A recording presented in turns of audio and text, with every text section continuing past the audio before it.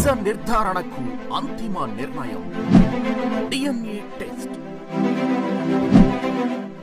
ఉన్నది ఉన్నట్లుగా వాస్తవాలను శోధించి వివరించే మన డిఎన్ఏ టీవీ, మన రాష్ట్రం, మన ఛానల్. ప్రపంచవ్యాప్తంగా ఉన్నటువంటి హిందూ భక్తులందరూ కూడా ప్రఖ్యాతంగా నమ్మేటటువంటి ఏకైక దేవుడు ఉన్నాడంటే ఆయన తిరుమల వెంకటేశ్వర స్వామి. అటువంటి తిరుమల వెంకటేశ్వర స్వామి భక్తులకి ఇచ్చేటటువంటి ప్రసాదం లడ్డూ రూపంలో ఇవ్వటం సర్వసాధారణం. కొన్ని వందల వేళ్ల సంవత్సరాల నుంచి జరుగుతున్న ప్రక్రియ. అయితే ఈ నేపథ్యంలోనే గత ప్రభుత్వంలో లడ్డూలు తిరుమల వెంకటేశ్వర స్వామి సన్నిధిలో ఇచ్చేటటువంటి లడ్డూల విషయంలో కల్తీ జరిగినాయి, జంతు కళేబరాలకు సంబంధించినటువంటి ఆయిల్ ఉంది అంటూ వచ్చినటువంటి ఆరోపణలు ఏవైతే ఉన్నాయో, రాష్ట్ర ముఖ్యమంత్రి చంద్రబాబు నాయుడు చేసినటువంటి వ్యాఖ్యలు ఏమైతే ఉన్నాయో దీనిపై దుమారం లేస్తున్న పరిస్థితి కనపడుతుంది. ఈ ప్రక్రియను చూసి డిప్యూటీ సీఎం పవన్ కళ్యాణ్ ఈరోజు ట్విట్టర్ వేదికగా తన మనోవేదనని పంచుకున్నారు. ఏడుకొండలవాడ క్షమించు, 11 రోజుల పాటు ప్రాయశ్చిత్త దీక్ష అమృత తుల్యంగా పరమ పవిత్రంగా భావించే తిరుమల లడ్డూ ప్రసాదం గత పాలకులు వికృత పోకడలకు ఫలితంగా అపవిత్రమైనది, జంతు అవశేషాలతో మాలిన్యమైనది. విశృంఖల మనస్కులే ఇటువంటి పాపాలకి ఒడిగట్టగలరు. ఈ పాపాన్ని ఆదిలోనే పసిగట్టలేకపోవటం హైందవ జాతికే కళంకం. లడ్డూ ప్రసాదంలో జంతు అవశేషాలు ఉన్నాయని తెలిసిన క్షణం నా మనసు వికలమైనది, అపరాధ భావనకి గురైంది.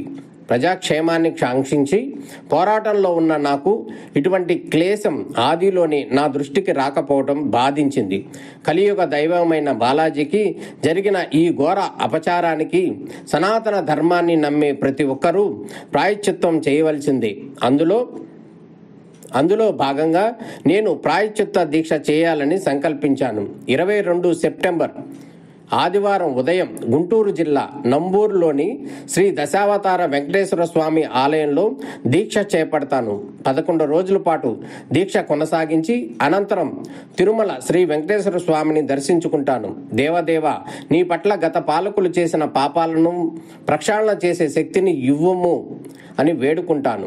భగవంతుడిపై విశ్వాసం, పాపభీతి లేని వారే ఇటువంటి ఆకృత్యాలకు ఉడగడతారు. నా బాధ ఏమిటంటే తిరుమల తిరుపతి దేవస్థానం అనే వ్యవస్థలో భాగమైనటువంటి బోర్డు సభ్యులు, ఉద్యోగులు సైతం అక్కడి తప్పిదాలను కనిపెట్టలేకపోవటం, కనపట్టినా కూడా నోరు మెదపలేకపోవటం, నాటి రాక్షస పాలకులకు భయపడి మిన్నకుండిపోయారా అనిపిస్తుంది. వైకుంఠధామంగా భావించే తిరుమల పవిత్రతకు, వేదాచారులకు, ధార్మిక విధులకు కళంకం తెచ్చే విధంగా పెడపోకడలకు పాల్పడిన గత పాలకుల తీరు హిందూ ధర్మాన్ని పాటించే ప్రతి ఒక్కరిని బాధించింది.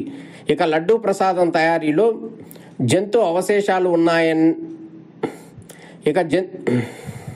లడ్డూ ప్రసాదం తయారీలో జంతు అవశేషాలు ఉన్న నెయ్యిని వినియోగించారనే విషయం తీవ్ర క్షోభకు గురి చేసింది. ధర్మాన్ని పునరుద్ధరించుకునే దిశగా అడుగులు వేసే తరుణం ఆసన్నమైనది. ధర్మో రక్షతి రక్షితః అనే విధంగా deputy CM Pawan Kalyan Twitter వేదికగా తన మనోవేదనని, అదేవిధంగా ప్రాయశ్చిత్త దీక్షను తాను చేయబోతున్నట్లుగా కూడా ప్రకటించడం జరిగింది.